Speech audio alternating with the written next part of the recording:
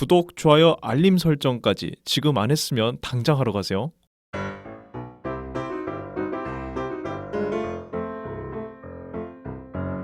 세상의 모든 콘텐츠를 리뷰한다. 콤비어. 안녕, 나는 선이야. 안녕, 나는 베니야. 오늘은 디즈니 플러스 신작 드라마 트리거 1화부터 4화까지 리뷰해볼게. 콤뷰는 스포일러를 포함하고 있어 재밌게 들어줘. 그럼 빠르게 줄거리 소개부터 할게. 사이비 종교부터 고양이 살해 사건까지 세상 위험한 사건들을 모조리 파헤치는 KNS 시사교양국 탐사보도방송 트리거의 담당 PD 오소룡은 신입 PD 한도와 함께 오래 묻혀있던 또 다른 사건을 파헤치게 되며 음모에 시달리게 되는데, 그럼 첫 번째 키워드 볼까 말까부터 가볼까? 빠르게 가보자. 그래, 내가 먼저 해볼게. 나는 재밌었던 것 같아. 다들 연기를 잘해서 짱짱하게 볼 수 있었던 것 같아. 그리고 그 미지의 사건을 추적하는 탐사보도를 다룬 만큼 현실적인 사건들이 좀 나왔던 것 같아서 좀 더 집중했던 것 같아. 그 사이비 종교나 고양이 연쇄 살해라든가 다 현실에 있는 사건이잖아. 그래서 그냥 같이 경악하고 숨죽이면서 봤어. 근데 그 사이비 종교가 주제로 나온 만큼 약간 대탈출 느낌을 조금 받긴 했어. 맞아. 그래서 이 재벌 형사에 경악했던 선이가 이 다른 약간 반추리물? 이런 건 어떻게 봤을지 좀 궁금하다 이런 생각이 들었거든? 어떻게 봤어? 나는 보는 내내 질리고 지쳐서 힘들었어. 그럴 것 같았어. 뭐 정의에 가득 찬 주인공, 사이비 종교, 촉법소년, 사법 불신 뭐 등등등 너무 뻔한 소재를 너무 과하게 우려먹지 않았나. 그런 느낌을 에피소드들마다 너무 두드러지게 느꼈고, 그리고 배우들의 연기가 에피소드에 녹아들기보다는 너무 톡톡 튄다는 느낌도 받았어. 뭐 김혜수 배우나 정성일 배우 둘 다 그랬고, 특히 고양이 사건의 진범 손준호를 연기한 이 문우진 배우의 연기가 난 눈빛부터 단어 선택까지 다 하나하나 너무 과하다는 느낌을 받았어. 그래서 몰입이 되기보다는 공감성 수치를 너무 자아내서 보는 내내 좀 힘들더라고. 그래서 아무튼 보는 내내 질릴 대로 질린 소재의 과한 연기 때문에 사람을 지치게 만드는 작품이 아닌가, 난 그런 생각이 들었어. 그럴 수 있지. 나는 한 100 정도의 만족을 느끼고 싶은데 도파민을 한 180, 200 이렇게 채워버리니까 너무 과했다. 너무 과했다. 좋아. 그럼 두 번째 키워드 인물 분석으로 넘어가 보자. 이 주인공인 김혜수 배우, 선이가 골랐을까? 나는 오소룡 PD를 연기한 김혜수 배우를 선정했어. 아무래도 주인공이기도 하고 요즘에 나오는 작품에서 나오실 때마다 어느 작품에서나 동일하게 보여주는 이 부릅뜬 눈빛 연기가 인상 깊긴 해서 선정해봤어. 일단은 우리나라 원로 배우 중 한 명으로 쳐야 되지 않을까라는 생각이 들어. 1970년생이시고 올해 55살이신데 어릴 때부터 태권도를 배웠는데 16살쯤에 마침 CF에 출연할 태권도 장면에 어울리는 여자를 찾던 감독에게 발탁된 걸 시작으로 연예계에 몸담았어. 신기하다. 그러니까 딱 운때가 잘 맞았나 봐. 그렇게 연예계에 몸 담고 가수로 잠깐 활동하다가 깜보, 삼오고, 꽃피고, 세월명 같은 드라마에서 본격적으로 배우로 활동하면서 최연소 청룡 여우주연상을 수상하기도 했어. 최연소. 그 외에도 짝, 곰탕, 복수혈전, 장희빈 같은 고전 드라마, 고전 사극에서도 훌륭한 연기를 보여줬고, 최근에 들어와서는 시그널, 하이에나, 소년심판, 슈룹 등등에서도 활약을 했네. 그렇군. 나는 한도 역의 정성일 배우 골라봤거든.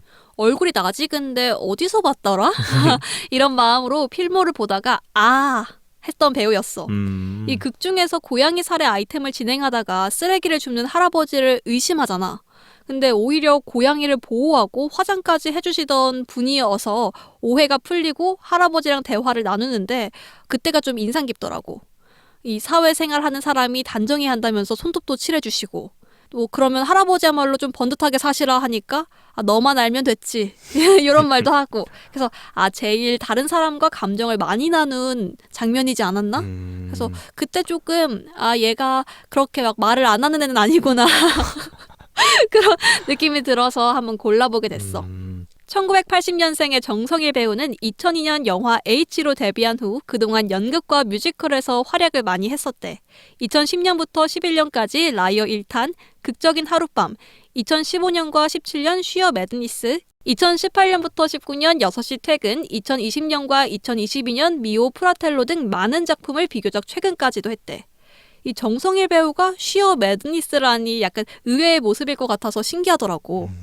그리고 드라마에서 인지도를 쌓았는데 2020년 비밀의 숲 2, 2022년 우리들의 블루스, 그리고 더 글로리 등이 있어. 더 글로리에서 하도영 역으로 유명해졌는데 초반에 앞머리도 내리고 모자를 써서 아 하고 이제야 기억이 나더라고.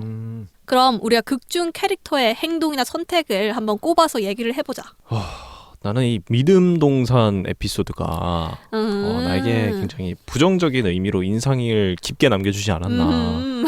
그냥 이 에피소드 자체가 마음에 안 들었나 봐. 처음에 믿음 동산 가서 교주 와이프가 갑자기 총 들고 나와서 죽은 피해자의 유골이 들어있는 그 항아리를 쏘는 장면부터 맞아. 저게 말이 되나? 약간 저게 약간 21세기 대한민국에서 대놓고 할 수 있는 행동인가는 일단 차치해 두고 그래. 그리고 그 믿음 동산에 침투하기 위해 패러글라이딩을 하면서 그렇게 큰 낙하산 타고 침투하는데 아무도 그걸 못 보는 것도 사실 내가 가지고 있는 식견으로는 잘 이해가 안 가고 아무리 드라마라지만 물론 드라마에서 현실성을 따지면 안 되겠지만 나는 내가 이 재벌 형사를 떠올리면서 선의의 반응을 궁금해했었잖아. 나는 근데 여기는 재벌 형사만큼의 헬기가 없으니까 그렇게 안 느끼지 않을까 했는데 방금 패러글라이딩을 얘기한 순간 아니구나. 있었구나. 이때 보면서 재벌 형사 때 짜증이 조금씩 나왔어 내가. 그리고 뭐 촬영하다가 김목수 아내한테 잡혔는데 김목수 아내가 총을 쏘잖아. 아니 그러면은 그냥 바로 쏴서 죽이던지 뭐 총이 오발이 나던지 그러지 일부러 이상한 데 쏴서 놓쳐가지고 그걸 도망가게 만드는 그런 부분도 나는 잘 이해가 안 갔고 이제 신도들한테 잡힐 때 뭐 되게 우스꽝스럽게 뛰어가잖아. 그런 활극 아닌 활극을 보여주는 장면들이 나한테 이 작품에 대한 어떤 인상을 심어주기에는 굉장히 충분했다. 그래, 그럴만해. 심지어 내가 대탈출 같다고 느꼈을 정도니 선의는 오죽했겠어? 내가 가장 좀 인상 깊게 봤던 거는 소개한 정성일 배우가 역할을 한 한도역. 그 한도역이 어린 시절에 트라우마가 있잖아. 맞아. 그래서 형이 시켜 도둑질을 하게 되고 그로 인해서 경찰인 아버지한테 혼나서 새끼손가락 하나를 자르잖아. 근데 이게 애한테 너무 잔인하지 않나. 그것도 말이 안 돼. 타짜냐고 애가.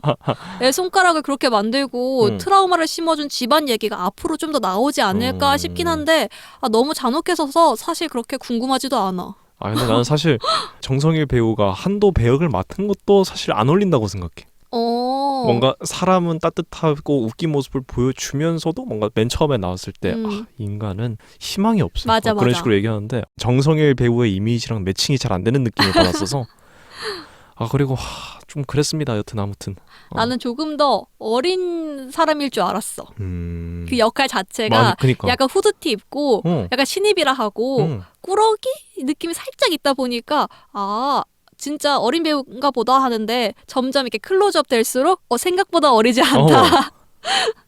그런 이미지였지. 그럼 세 번째 키워드 시사인 이슈 토크도 넘어가 보자. 아마 주제가 탐사 보도 프로그램이니까 탐사 보도 프로그램의 정의부터 저희가 좀 짚어봐야 되지 않나 그런 생각이 드네. 그래서 내가 또 조사를 해왔지. 이 위키피디아에 따르면 탐사보도란 기자들이 범죄, 정치 부패, 기업 비리 등 특정 주제를 직접 조사해 캐내는 형태의 저널리즘을 말해. 그래서 언론이 계속 주시한다는 의미로 와치독이라고도 한다고 해. 일반 경찰 조사와 다른 건 조사 대상에 한계가 없고 법률적 근거에 바탕한 것이 아니며 사람들의 관심에 가깝다는 점이래. 일단은 우리나라에서 대표적인 탐사 보도 프로그램도 한번 꼽아보자면 아무래도 그것이 알고 싶다가 아닐까? 그치. 유명하지. 몸을 아끼지 않는 적극적인 탐사 보도 그래서 국내에선 가장 인지도가 높은 프로그램이고 요 몇 년 사이에는 출연을 전담하는 수사 전문가, 부검의 등과 적극적으로 유튜브 컨텐츠까지 제작하면서 여러모로 발을 넓히고 있고 그러다 보니까 뭐 거의 간판격 인기 프로그램이 되진 않았나. 그런 의미에서는 트리거랑 상황이 많이 다르긴 하지. 그치. 그럼 우리가 이 프로그램, 최애하는 탐사 보도 프로그램이 있거나 혹은 기억나는 에피소드가 있으면 하나씩 얘기해볼까? 나는 사실 근데 최탐사 보도 프로그램보다는 싫어하는 프로그램을 언급하고 싶은데 나는 사실 그것이 알고 싶다를 안 좋아해. 아, 그래? 왜냐면은 탐사 보도로 사회 정의를 찾는다 그런 취지잖아. 근데 뭐 예를 들면은 제주 오픈카 음주 사망 사건처럼 본인들이 편향적으로 혹은 오해를 불러일으킬 정도로 잘못 방송한 부분에선 본인들이 가해자처럼 몰아간 부분에 대해서는 재검증을 하는 것도 없었고 사후 보도하는 것도 없었고 또 요즘도 그런가는 모르겠는데 내부적으로 뭐 작가라든지 스텝이라든지 이런 사람들이 부당하게 갈려나간다라는 얘기도 많이 있다 보니까 난 딱히 좋게 보이진 않더라고. 그래.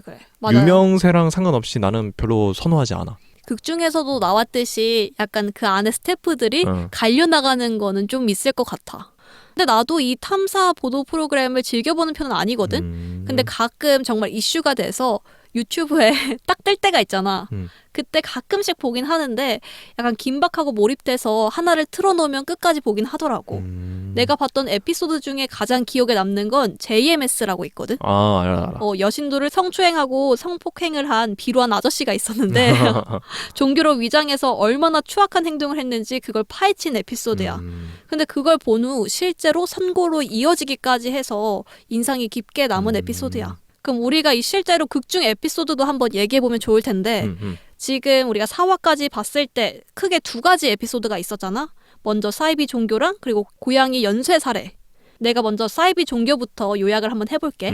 첫 에피소드로 딱 주목하게 만든 사이비 종교 에피소드는 공중 화장실에서 눈이 빨갛고 피부가 썩어 사망하는 신종 마약 할로인을 투약한 시신이 발견되며 시작해.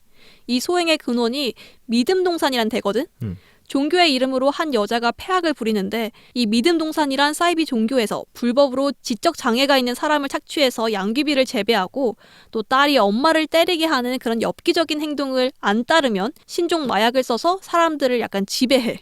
하여튼 이런 곳에서 공중 화장실에서 시신으로 발견된 사람이 나온 건데 이 사실을 숨기고자 가족관계 증명서까지 위조하면서 유가족 동의 없이 시신을 화장시키고 이걸 또 트리거가 파헤치는 그런 에피소드야. 나 같은 경우에는 고양이 연쇄 사례를 요약을 해보면 동네에서 고양이들이 잔혹하게 죽어나가는 모습을 보고 동물을 사랑하는 한도 PD가 범인을 찾아 나서 근데 그러는 사이에 고양이 살해범이 살인범으로 진화해 나가는 이 대범함을 보여주는 에피소드인데 그런 동시에 또 트리거를 계속 보기 힘들게 만드는 공감성 수치가 절정을 이루는 에피소드이기도 해.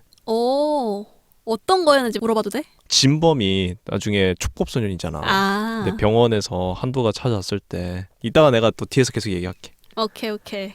그러면 우리가 이 탐사 보도 프로그램의 PD, 오소룡 PD 같은 PD가 된다면 꼭 다뤘으면 주제가 있는지 한번 말해볼까? 나 같은 경우에는 보이스피싱이나 마약 범죄를 세세하게 다루면 좋을 것 같아. 요즘은 보이스피싱이 사칭하는 기관 수도 점점 늘어나고 있고 그 피해액이나 범위도 엄청나게 늘고 있거든. 실제로 내 직장 동료들 중에서도 보이스피싱에 당해서 며칠을 알아누운 사람도 있었고 특히 많이 당하는 피해자들이 여성이나 우리 부모님 세대라고 하다 보니까 전반적인 관심도를 높일 필요가 있을 것 같아. 그리고 마약 범죄도 요즘은 청소년들 사이에서 크게 번지고 있으니까 마찬가지로 세세하게 다뤄서 사회에 집중이 좀 닿았으면 좋겠어. 근데 보이스피싱 되게 좋은 주제다. 그러니까. 근데 마약은 좀 조심해야 될 것 같아. 왜? 조사다가 뒤에서 누가 찌르면 어떡해? 큰일 나는 거야. 그러면 진짜로 이목을 엄청 크게 받지 않을까? 그럼 이제 진짜 드라마 되는 거야. 그러니까. 나는 어떤 걸 생각해봤냐면 이번 에피소드를 보고서 촉법 소년에 대해 다뤄도 좋을 것 같다 라는 생각을 했어. 악이라서 봐줄 게 있고 아닌 게 있는 건데 그 울타리망 안에서 영악한 애들이 그러는 꼴을 못 보겠어서 이 방송돼서 촉법 나이를 하향한다든지 이런 결과물이 좀 있으면 좋겠다는 마음으로 한번 그런 게 방영되면 어떨까 이런 생각이 들더라고. 그럼 마지막 드르륵 탁으로 넘어가 보자. 다른 의미로 매력적인 장면을 하나 꼽아보자면은 나는 이 고양이 연쇄 살해 에피소드에서 고양이 살해에서 아이와 할아버지 살인으로까지 진화해버린 진범 손준영의 연기가 너무 힘들었어. 대사가 좀 이상했어. 뭐 아저씨 서울 다니죠? 나는 촉법이라 감옥 안 가요. 뭐 지구를 바라보던 유리 가가린이 이런 기분이었을까? 그러면서 막 유리 가가린 모르나? 유리 가가린 모르나? 갑자기 영어 대사 자라라락 하고 그러면서 난 제일 웃겼던 부분이 난 무적이에요. 막 이렇게 얘기를 하잖아. 맞아.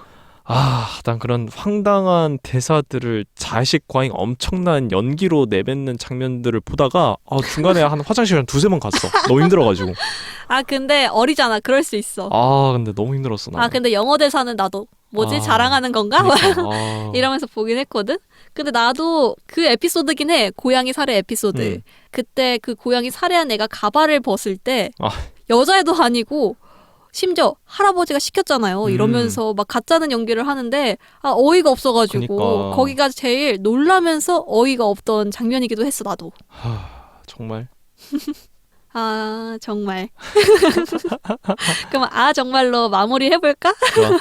그럼 지금까지 디즈니 플러스 신작 드라마 트리거 1화부터 4화까지 리뷰해봤어. 콤비는 다음에 더 재미있는 콘텐츠로 돌아올게. 콤바.